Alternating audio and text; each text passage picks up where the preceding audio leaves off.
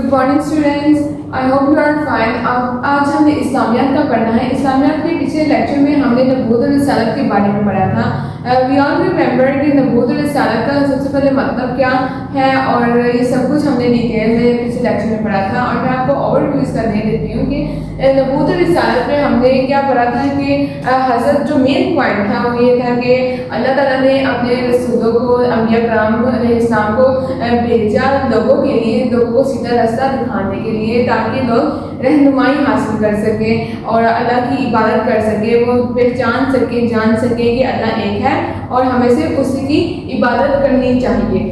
इसी तरह इन टॉपिक्स में आज हमारे कुछ सवाल हैं जो कि हमने नोट डाउन करने हैं और उसको याद करना है। मैं I have written those questions on the board, you can write on your notebooks. First question is, Allah ताला ने नबी और रसूल क्यों भेजे? हम सबको पता है कि अल्लाह ने नबी और रसूल को भेजे। हमने पिछले चैप्टर में इसी चैप्टर के वो रीडिंग में पढ़ा था कि अल्लाह ने अपने नबी और रसूल क्यों भेजे हैं।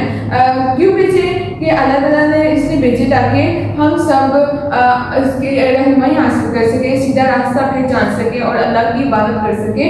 अब देखें, जैसे कि मैंने पहले डिटेल में बताया था कि लोग जब अंबिया कराम नहीं आए थे इस दुनिया में, तो उससे पहले जो लोग थे वो जहालत का ज़माना था।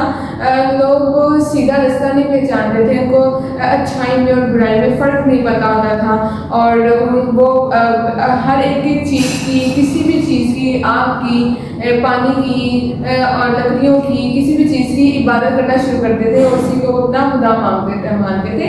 तो अल्लाह ताला ने नबियों को भेजा, उनको इस मकसद के लिए भेजा। तो क्या मकसद था कि वो उन लोगों को बता सके कि अल्लाह एक है, ये जो तुम इबादत करते हो आग की, बुतों की, ये सब क्या है, फेक है, ये तुम्हारा खुदा नहीं है और जो खुदा है उसकी इबादत करो और उसी से मदद मांगो। तो what was the question one, Allah ने नबी और रसूल क्यों भेजे?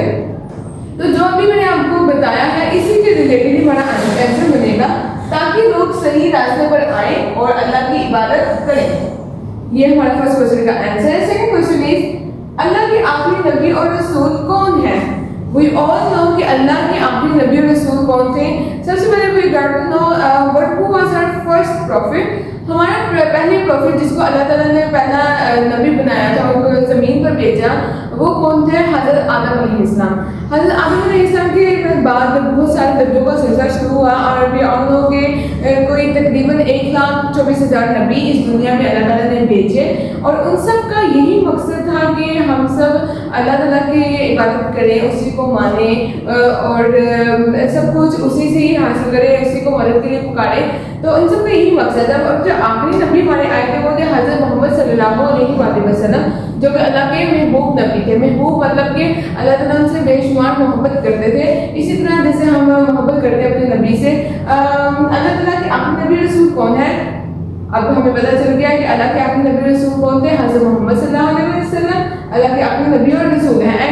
And beside this question we also know कि अगर जो अल्लाह और नबी को अपना रसूल नहीं मानता, हज़रत मोहम्मद सल्लल्लाहु अलैहि वसल्लम को अपना आखिरी नबी नहीं मानता, वो क्या है? काफिर है।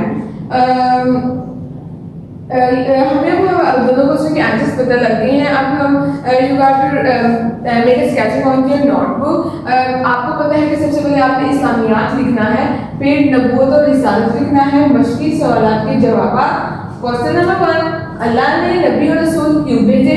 जवाब इसका, ताकि लोग सही रास्ते पर आए और अल्लाह की इबादत करें। सेकंड क्वेश्चन, अल्लाह के आखिरी नबी और रसूल कौन है?